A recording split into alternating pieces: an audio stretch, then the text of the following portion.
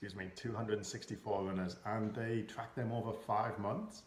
And then they looked at different variables to see what was common among people who got injured more and common among people who got injured less.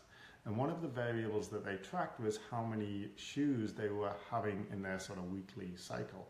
And they sort of did this by classifying the different runners as either multiple shoe wearers or single shoe wearers. With the single shoe wearers, they would, whether they did 3 runs, 4 runs, 5 runs a week, they did them all in one pair of shoes.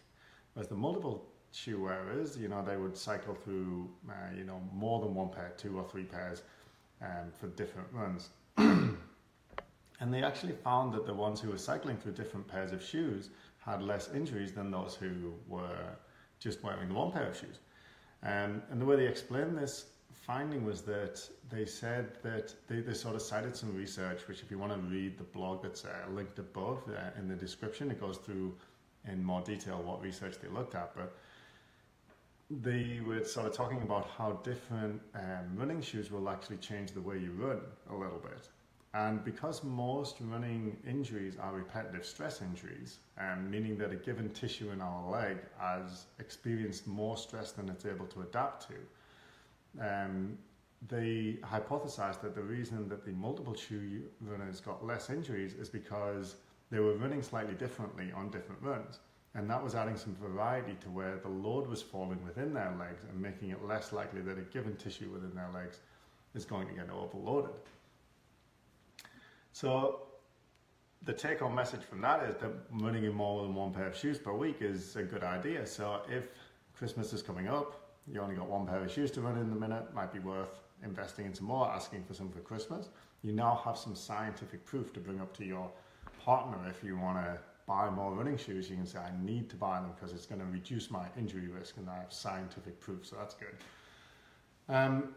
But more than that, I mean, one take-home message from this study would be that it is a good idea to have more than one pair of running shoes. It does reduce your injury risk, it would seem. The other is that variety within our training is very important if we want to avoid injuries. So not only are we going to vary the different types of shoes that we wear each week, we're also going to do different kinds of runs. So we might do hill runs, tempo, intervals, slow runs, long runs, all that kind of stuff. And that just variety, not only is that a more rich training stimulus to make sure that we sort of get better trained and perform better on race day, it's also going to vary the stresses up on our legs and make it less likely that one of those tissues within our legs is going to get overloaded and we're going to develop a running related injury. So one take home message, lots of pairs of shoes, or at least running more than one pair of shoes per week. But then the other one would be add variety to your training. It's very important if you want to try and stay injury free. So hope everybody is having a good day. My long run was miserable today. It was wet. I didn't go out with the running room. I went on my own because I wanted to sleep in, and it was miserable and wet and cold.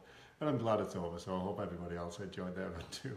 And I'll see you all next week. We're going to be talking about, the crossover gait in running and why that's a problem and how you might be able to identify it and what you should do about it. So I will see you all next week. Thanks.